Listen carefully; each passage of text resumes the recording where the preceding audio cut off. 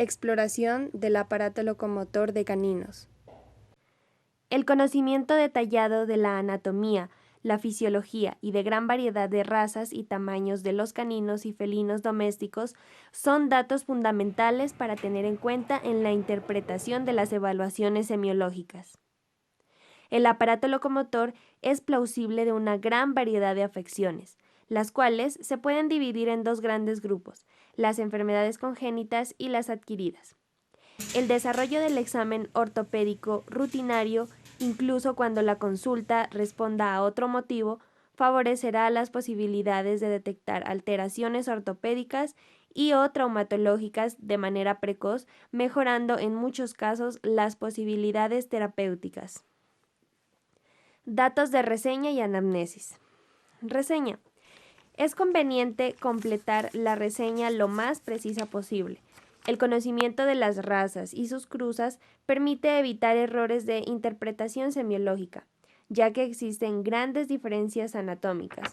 Por ejemplo, perros condrodistróficos y no condrodistróficos, gatos persa y europeos, perros sabuesos y lebreles. Estas diferencias dificultan la evaluación de líneas de aplomos con un criterio general y solo se utilizan para algunos animales.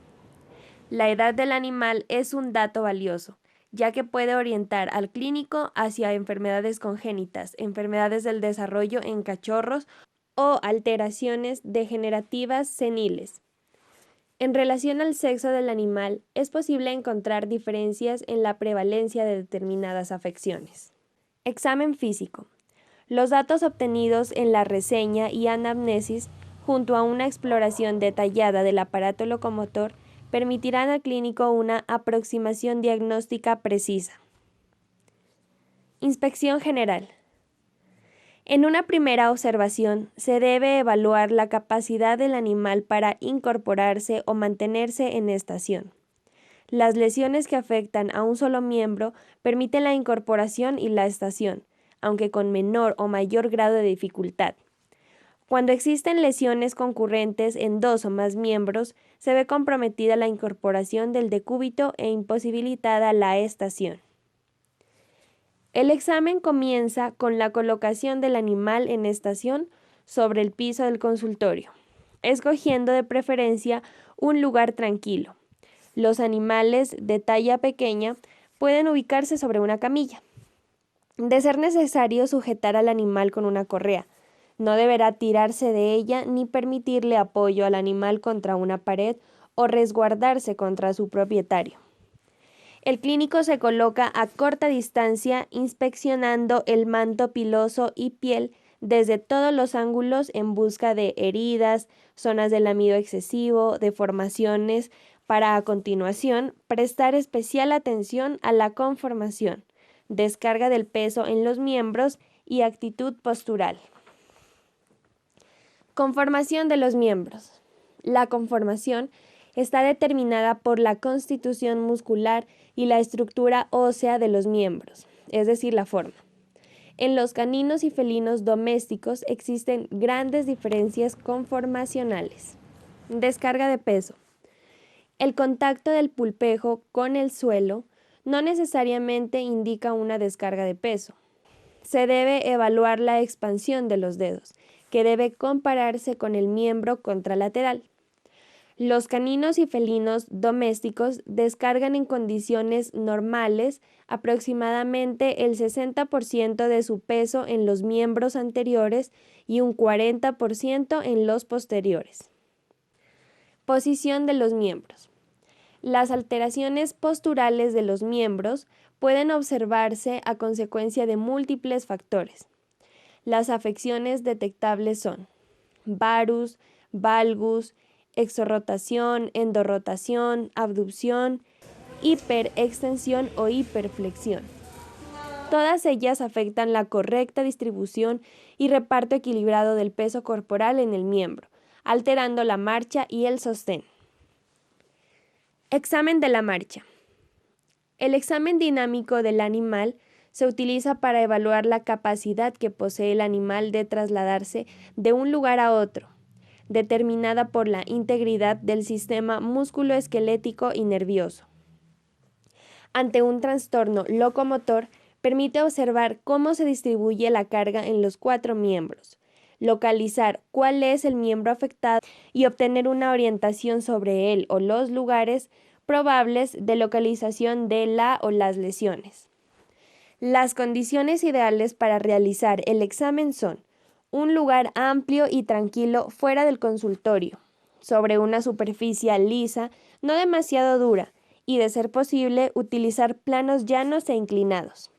Se debe solicitar al propietario que conduzca al animal de la correa, sin tirar, ni sujetándola muy corta, y no debe permitir que el perro tire de ella. El clínico observa al animal desde atrás, desde adelante y desde el lateral, acercándose y alejándose. Es aconsejable que el clínico se coloque al nivel del animal para observarlo desde la misma altura. Inicialmente se le pide que lo haga caminar por lo menos en una distancia de 10 metros o un poco menos, varias veces. A continuación, se le solicita al propietario que lo haga trotar, ya que el galope no es de utilidad en los perros, pues el tiempo que soporta cada miembro el peso corporal es muy corto. También puede sugerirse que le haga realizar algunos giros, suba planos inclinados, escalones o cualquier movimiento que aporte algún dato relevante según la anamnesis realizada inicialmente. Si se lo hace saltar, se debe observar la presencia de cualquier trastorno que se ubique, tanto en los miembros anteriores como posteriores. Anormalidad observable en el movimiento. La claudicación. Esta es una alteración en la marcha, que se caracteriza por el apoyo desigual de un miembro, sin alteraciones en la coordinación de la misma. Existen 3 posibles orígenes de la claudicación: el dolor, las alteraciones mecánicas y las afecciones de los nervios periféricos. Durante la marcha con claudicación, el animal intenta repartir el peso que no puede ser descargado en el miembro afectado hacia los otros miembros. Grado de claudicación 1. Las características de esta es que la claudicación apenas es perceptible. Grado de claudicación 2. Claudicación perceptible, pero el animal apoya el miembro solo para equilibrarse. Y el grado de claudicación 3. El animal no apoya al miembro, manteniéndolo en flexión. Examen de los miembros por regiones. Inspección. Para proceder a realizar la inspección de los miembros y sus diferentes regiones, se deberá colocar al animal sobre una camilla o sobre el suelo, dependiendo de su tamaño corporal. La sujeción deberá realizarse sin ejercer demasiada fuerza, teniendo como único objeto lograr la permanencia del animal en estación. La estación permite efectuar una inspección comparativa de los miembros homólogos anteriores y posteriores y evaluar la descarga de peso. En los cachorros se apreciará un engrosamiento normal en la línea de crecimiento ubicada entre las epífisis y metáfisis de los huesos largos. Las articulaciones se inspeccionan evaluando su contorno. Palpación. La palpación se realiza en forma superficial o con mediana intensidad, empleando ambas manos, si bien es indistinto hacerlo de proximal a distal o viceversa. Es preferible comenzar de proximal hacia distal por 2 motivos. 1. La atrofia muscular en un miembro comienza en proximal. Y 2. El sentido del manto piloso lo favorece. Las zonas o regiones dolorosas deben dejarse para su reevaluación al final del examen. De esta manera se evitan reacciones defensivas del animal durante el transcurso de la exploración. Evaluación de movimientos articulares. Se deberá prestar especial atención al grado de movilidad natural y si el animal ofrece resistencia, lo cual puede interpretarse como dolor. La incapacidad de lograr los movimientos pasivos y o la manifestación de dolor del animal ponen de manifiesto una afección que puede tener origen articular o en los huesos que la integran. Exploración de los miembros torácicos, región de la espalda y hombro. El borde dorsal de la escápula, espina escapular y acromión deben ser examinados junto con los músculos supraespinoso e infraespinoso mediante las maniobras de inspección y palpación. Durante la palpación se debe evaluar la integridad del acromión, espina y el borde dorsal de la escápula, como así también la musculatura de la región. A continuación, se coloca el dedo índice de una mano sobre el acromión, mientras que el dedo pulgar de la misma mano se ubica medialmente al tubérculo mayor. Esta maniobra se repite con la mano libre sobre dicha región del miembro homólogo, para comparar la distancia que media entre las dos estructuras, derecha e izquierda. Los movimientos articulares pueden ser evaluados con el animal en estación o en decúbito contralateral. Una mano del clínico se ubica en el húmero distal inhibiendo los movimientos de la articulación del codo, mientras la otra mano localiza y fija el borde libre de la escápula. El movimiento lo realiza la mano que se encuentra sobre el codo, dirigiéndolo caudalmente hacia la parrilla costal. Finalmente se palpa cuidadosamente la axila, comprobando su delimitación por las costillas anteriores y la posible existencia de engrosamientos o puntos dolorosos. Además, deberán explorarse los linfonodos axilares. Luego se podrá aducir y abducir para evaluar los movimientos y la estabilidad articular. Región del codo. En caninos, la exploración de la región del codo es de relevante interés debido a la cantidad de patologías que allí se diagnostican. Se deberá comprobar la distancia que media entre los epicóndilos lateral y medial del húmero y la punta del olecrano por palpación, colocando el dedo índice sobre la punta del olecrano, mientras que el dedo pulgar y medio se ubicará sobre el epicóndilo lateral y medial. Para efectuar la evaluación de los movimientos pasivos de flexión y extensión de la articulación del codo, se deberá sujetar con una mano el extremo distal del húmero, mientras que la otra mano se coloca sobre el extremo proximal del antebrazo o bien distal del radio, imprimiendo los movimientos a explorar. A continuación, se realiza una extensión forzada, evaluación de la hiperextensión. Luego, con el codo extendido, se practica una exhortación de cúbito y radio, ejerciendo presión con el pulgar de la mano izquierda colocado sobre el olecrano, mientras que la mano derecha toma el cúbito y el radio, ejecutando la exhortación. Los movimientos de supinación y pronación del codo se examinan manteniendo dicha articulación junto a la articulación carpiana en flexión. Se mantienen flexionadas a 90 grados y se imprimen los movimientos desde el antebrazo. Durante las maniobras de rotación interna y externa se deben ejercer presión digital aplicada a la línea medial de la articulación, pudiendo existir dolor ante procesos de fragmentación de la apófisis coronoidea o enfermedades como la osteocondrosis degenerativa. Región del antebrazo y carpo.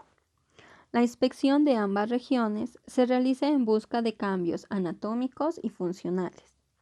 La palpación incluye la evaluación de las apófisis estiloides radial y cubital, junto a la cara posterior y lateral del hueso accesorio. Los movimientos articulares del carpo se exploran sujetando el miembro explorado con una mano sobre el extremo proximal del radio, de modo que los movimientos que se impriman desde el carpo con la otra mano no involucren a la articulación del codo. Los movimientos evaluados serán de flexión y extensión de la articulación radiocarpal, mientras que la articulación intercarpiana y carpo-metacarpiana solo admiten un ligero deslizamiento. Región metacarpiana y dedos. Los dedos deberán ser explorados por separado, imprimiendo alternadamente movimientos de flexión y extensión sobre cada articulación interfalangiana y metacarpofalangiana. Se deberá ejercer palpación y presión sobre los sesamoideos, a nivel de la cara palmar de las articulaciones metacarpofalángicas. Esta maniobra se realiza ubicando un dedo sobre la almohadilla plantar de cada dedo para ejercer una ligera presión con sentido ventrocraneal. Las uñas deben ser exploradas individualmente y se deberán palpar las almohadillas plantares, observando la presencia de desgastes irregulares. Las uñas del canino no deben llegar hasta el suelo, mientras que en el gato no se deben ver. Su desgaste se compara entre un miembro y otro, dando una idea de cómo descarga la fuerza dicha extremidad. Los metacarpos deben ser palpados individualmente. La cara palmar se explora mediante el deslizamiento de la yema del dedo pulgar en busca de alteraciones de los tendones flexores de las falanges, mientras que sobre su cara anterior se ejercerá palpación, presión digital en busca de sensibilidad metacarpiana. Exploración de los miembros pelvianos. Región pelviana. La exploración en estación de esta región corporal abarca la inspección y la palpación de la cresta ilíaca, la musculatura glútea, el tubérculo mayor y la tuberosidad isquiática. Durante la inspección y la palpación se debe comprobar la simetría del triángulo de la cresta ilíaca, trocánter mayor y tuberosidad isquiática. Articulación coxofemoral. En la inspección hay que comparar el largo de los dos miembros, tanto en extensión como en decúbito lateral.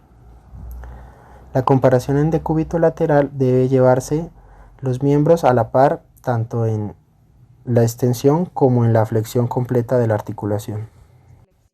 Para la evaluación de los movimientos pasivos, el animal debe posicionarse en decúbito lateral, del lado opuesto a la articulación que se quiere explorar. El clínico se ubica detrás del animal, con la mano localizada en el trocánter mayor del fémur y con la otra mano sujetando la articulación de la rodilla. Los movimientos deben ser de extensión, flexión, rotación interna y externa, aducción y abducción. Maniobras especiales. Laxitud del ligamento redondo. El ligamento redondo es una estructura que estabiliza la articulación coxofemoral y en animales con susceptibilidad a sufrir displasia de cadera. Su evaluación a temprana edad favorece un diagnóstico precoz. El diagnóstico de la laxitud del ligamento se puede realizar incluso antes de que el animal tenga manifestaciones clínicas de la enfermedad. Para su evaluación se posiciona al animal en decúbito lateral, con la articulación a evaluar despejada de la camilla. El clínico se ubica por la parte de atrás del animal con una mano localizada en el trocánter mayor y monitoreando su posición durante la evaluación. La otra mano toma el muslo, procurando que el dedo pulgar quede sobre la cara lateral y los otros 4 dedos queden sobre la cara medial del muslo. La maniobra consiste en que los dedos de la cara medial del muslo ejerzan fuerza suave pero constante, intentando elevar la articulación coxofemoral. Si el ligamento está normal, el animal puede mostrarse molesto, pero no observa ninguna manifestación anatómica.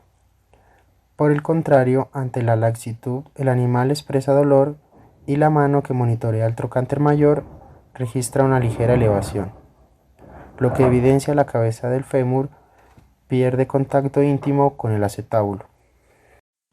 Maniobra de Ortolani. La maniobra de Ortolani es un test que también es utilizado para detectar inestabilidad coxofemoral en caninos jóvenes. El animal debe colocarse en decúbito lateral, una mano debe colocarse sobre el trocánter mayor con ligera presión, la otra mano sobre la rodilla, y se empuja el fémur contra el acetábulo, manteniendo una presión constante y se realiza una abducción lentamente. El animal sano presenta una molestia cuando está por llegar a los 90 grados. Cuando el ligamento redondo es laxo, la cabeza femoral se desplaza ligeramente fuera del acetábulo.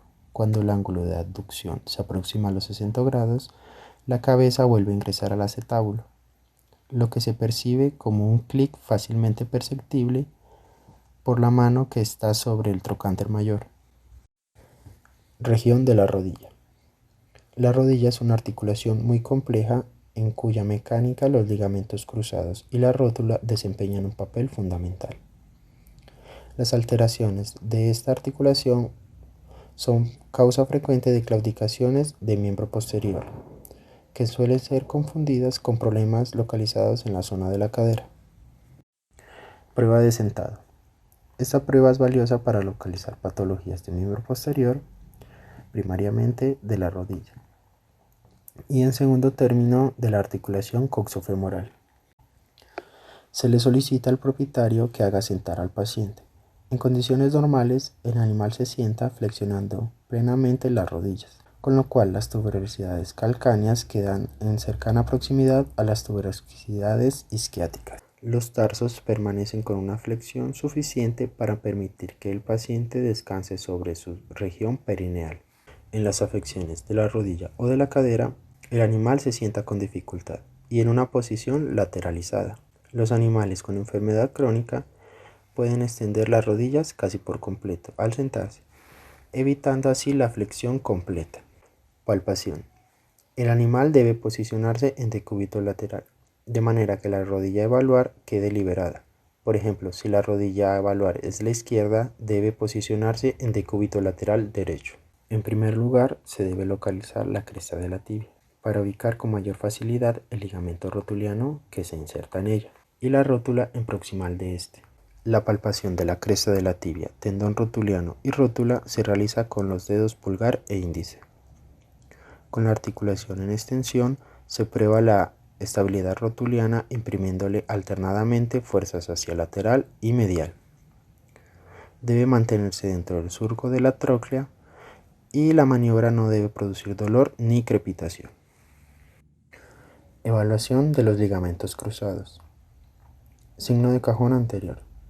El signo de cajón anterior es una maniobra que se emplea para comprobar la integridad del ligamento cruzado anterior. El clínico coloca una mano en el fémur distal, fijándola. La otra mano toma la tibia desde proximal, con 4 dedos sobre la cresta tibial y el pulgar en la cabeza del peroné. La rodilla debe mantenerse a 90 grados. Mientras una mano fija el fémur, la otra ejerce presión desde el pulgar intentando adelantar la tibia. Esta maniobra debe ser neutralizada por el ligamento cruzado anterior. Ante la ruptura del ligamento, el platillo tibial puede ser desplazado ventral a la tróclea femoral y en ocasiones puede sentirse el pellizco meniscal. En resumen, cualquier desplazamiento hacia craneal de la tibia se considera como signo de cajón positivo, a consecuencia de la ruptura del ligamento cruzado anterior. Prueba de cajón posterior. El signo de cajón posterior se induce colocando las manos al igual que para el signo de cajón anterior, pero moviendo la tibia hacia caudal. El signo es positivo cuando la tibia se mueve hacia caudal sin un punto firme final. La presencia del signo de cajón posterior indica la ruptura del ligamento cruzado posterior. Región del tarso.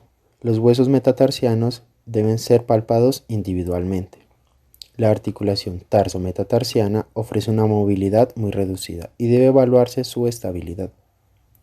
La articulación tibio-tarsal debe presentar un amplio rango de movimiento en extensión y flexión.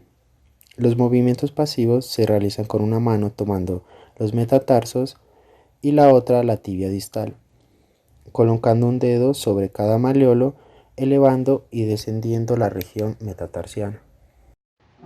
Región metatarsiana y dedos. La evaluación semiológica de esta región se realiza de manera similar a la de la región metacarpiana del miembro anterior, razón por la cual no será expuesta nuevamente.